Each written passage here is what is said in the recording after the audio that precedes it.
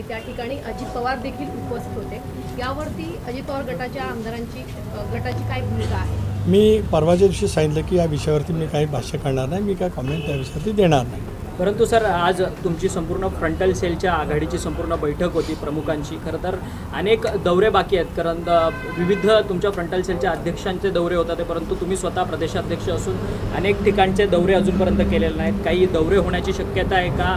आगामी भूमिका कशी असणार आहे संपूर्ण पक्षाची? राज्यभरातल्या जवळपास 30 आमचे जे काही फ्रंटल ऑर्गनायझेशनचे प्रमुख आहेत, विशेष करून महिला, युवक, युवती आणि इतर जे काही अल्पसंख्याक, त्याचबरोबर ती सामाजिक न्याय सेल, अशा सर्वांची जे एक प्रदीर्घ बैठक त्या ठिकाणी आम्ही घेतली। जवळपास 3 तास आगामी येणाऱ्या संबंध राजकीय बाबी, निवडणुका असतील, दादांच्या नेतृत्वाखाली आम्ही घेतलेली भूमिका असेल, त्या फ्रंटल ऑर्गनायझेशनची राज्य जिल्हास्तरीय कार्यकारिणी नेमायची असेल, या संदर्भामध्ये आम्ही सखोल त्या ठिकाणी चर्चा केली। मी मागे सांगितल्याप्रमाणे एक राज्यव्यापी दौरा मी प्रदेशाध्यक्ष म्हणून आणि माझ्या समेत आमचे फ्रंटलचे सगळे प्रमुख म्हणून आम्ही लवकरच त्या ठिकाणी सुरू करणार आहोत। आज उद्या आम्ही त्याच्याकडे त्या बाबतीमध्ये नियोजन करू। दिवाळीच्या नंतर दादांचाही राज्यव्यापी दौरा आम्ही त्या ठिकाणी नियोजित केलेला आहे। एका बाजूला आज मराठा आरक्षणाच्या संदर्भामध्ये सुरू असलेली भूमिका, मराठा समाजाला आरक्षण देण्याच्या बाबतीमध्ये राज्य सरकारने उचललेली पावलं, त्या संदर्भामधली सुद्धा भूमिका काल राष्ट्रवादी काँग्रेस पक्षाचा प्रदेशाध्यक्ष म्हणून मी त्या ठिकाणी आपल्या सारांच्या मार्फत संपूर्ण महाराष्ट्रामध्ये व्यक्त केलेली आहेत। आमचे दौरे लवकरच त्या ठिकाणी सुरू होतील।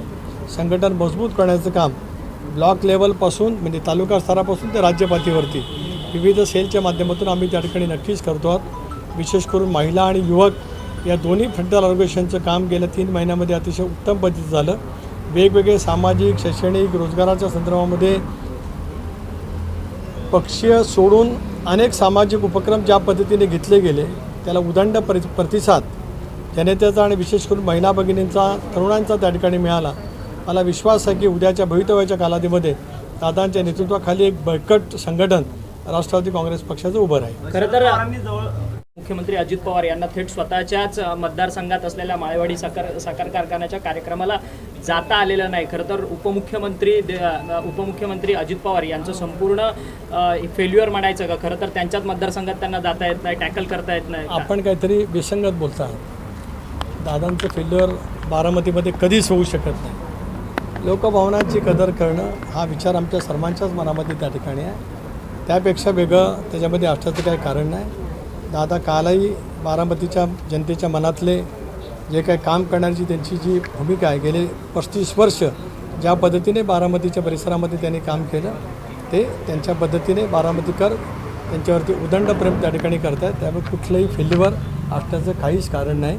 विनाकारण कुठलाही संदर्भ घेत आपण काहीतरी त्या संदर्भामध्ये वक्तव्य करणार असू तर ते योग्य ठरणार नाही। मराठा आरक्षणासंदर्भात काही केंद्रीय मंत्री नारायण राणे यांची एक ऑडिओ क्लिप जी आहे ती सोशल मीडियावरती सध्या व्हायरल होते।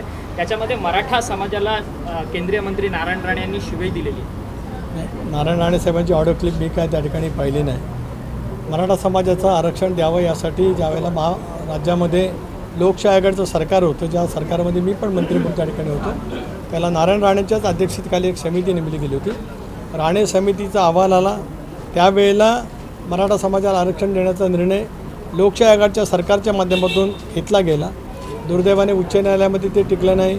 देवेंद्र फडणवीस राज्याचे मुख्यमंत्री असताना त्यांच्या सरकारने मराठा समाजाला आरक्षण दिलं, ते उच्च न्यायालयामध्ये टिकलं, परंतु सर्वोच्च न्यायालयामध्ये त्या ठिकाणी टिकलं नाही। त्यामुळे या विषयाचा सखोल अभ्यास नारायण राणेंचा त्या ठिकाणी आहे। त्यांची क्लिप मी पाहिलेली नाही, त्या बाबतीमध्ये मी मत व्यक्त करू इच्छित नाही। त्याचबरोबर ती त्यांची काही स्पष्ट मतं असतात, ती वेळोवेळी त्या ठिकाणी प्रकट करत असतात। सर्वांनाच ती आवडतील अशातला काय भाग नाही। प्रत्येकजण आपापल्या माध्यमातून, लोकशाहीच्या माध्यमातून आपलं मत त्या ठिकाणी प्रकट करत असतात। खरं तर अनेक नेत्यांना करतात आहेत, आगामी लोकसभा आणि विधानसभेच्या निवडणुका येऊन ठेपलेल्या आहेत। कुठेतरी राज्य आपल्या हातातून जाणार, त्याचमुळे माझ्यावरती जी आहे ती टीका केली जाते असं पवारांचं म्हणणं आहे। मी वारंवार बोलत आलो की आदरणीय पवारसाहेब पत्रकार परिषद किंवा ज्या ज्या ठिकाणी काही त्यांचं मत प्रदर्शन करतील त्या बाबतीमध्ये मी काही बोलणार नाही। राष्ट्रवादी काँग्रेस पक्षाची आमची भूमिका वेगवेगळ्या कार्यक्रमातून, पक्षाच्या मेळाव्यातून आम्ही नेहमीच त्या ठिकाणी सांगणार आहोत। दादांच्या नेतृत्वाखाली NDAमध्ये सहभागी होण्याचा आम्ही निर्णय का घेतला, केव्हापासून भारतीय जनता पक्षाबरोबर जाण्याच्या दृष्टीकोनातून पक्षामध्ये चर्चा सुरू झाली, या बाबतीमध्ये सुद्धा सविस्तर विवेचन मी वारंवार त्या ठिकाणी केलेलं आहे.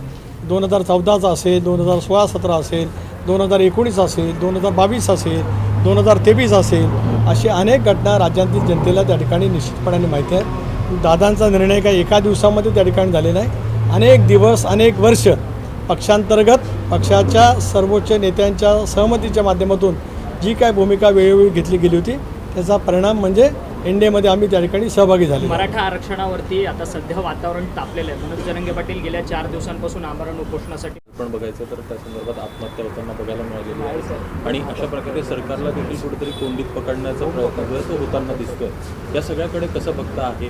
प्रश्न सोडवण्यासाठी सगळ्या मराठा संघटनांचं म्हणणं ज्या वेळेला सकल मराठा समाजाने राज्यभरामध्ये आंदोलन काढले त्या सर्वांचं म्हणणं हे आहे की मराठा समाजाला आरक्षण मिळालंच पाहिजे पण ते आरक्षण टिकलं पाहिजे.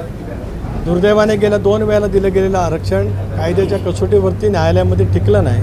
पण आजही सगळ्या समाजाची तीच भावना आहे की आरक्षण मिळालंच पाहिजे परंतु ते कायद्याच्या कसोटीवरती टिकलं पाहिजे. कालही मी आवाहन केलं, आजही मी नम्रतेचं आवाहन करू इच्छितो आहे की संयमाने हा सगळा प्रश्न सोडण्याच्या दृष्टिकोनातून राज्य सरकार पावलं त्या ठिकाणी उचलतं आहे. त्या दृष्टिकोनातून सुद्धा आज ज्या काही आत्महत्या होत आहेत त्या सर्वांच्यासाठी क्लेशकारक आहेत, दुर्दैवी आहेत. सगळ्या मराठा समाजातील तरुणांना मी विनंती करू इच्छितो आहे, राष्ट्रवादी काँग्रेस पक्षाचा प्रदेशाध्यक्ष नात्याने सरकार सकारात्मक आहे. फक्त वेळ जातो आहे कायद्याच्या कसोटीवरती देण्यासाठी जी काय कारवाई करावी लागते आहे ती करण्याच्या संदर्भातला वेळ त्या ठिकाणी जातो आहे. रोहित पवारांची युवा संघर्ष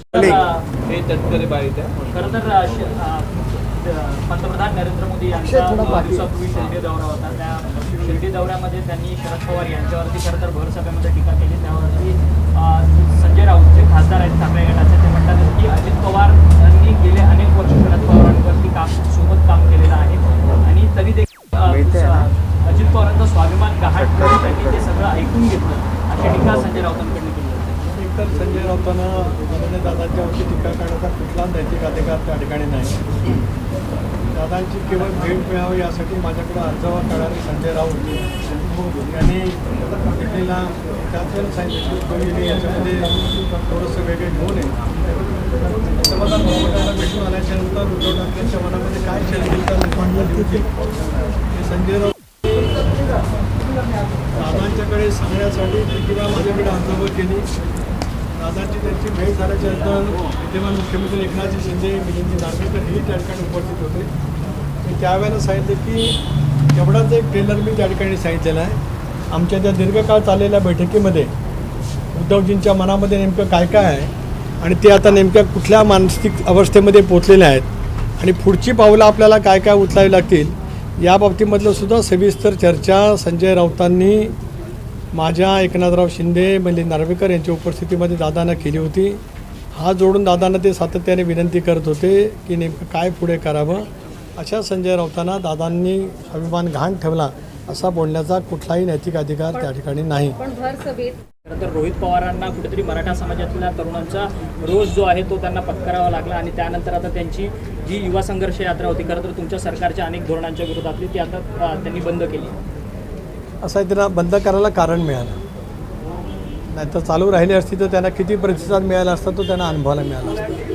काही माणसं काही कारणं शोधत असतात, आणायचं नेमकं कारण त्यांना मिळालं. नशिबान आहेत ते, अनेक अर्थाने नेहमीच नशिबान आहेत, यावेळेला आणखी नशिबान ठरले. धन्यवाद.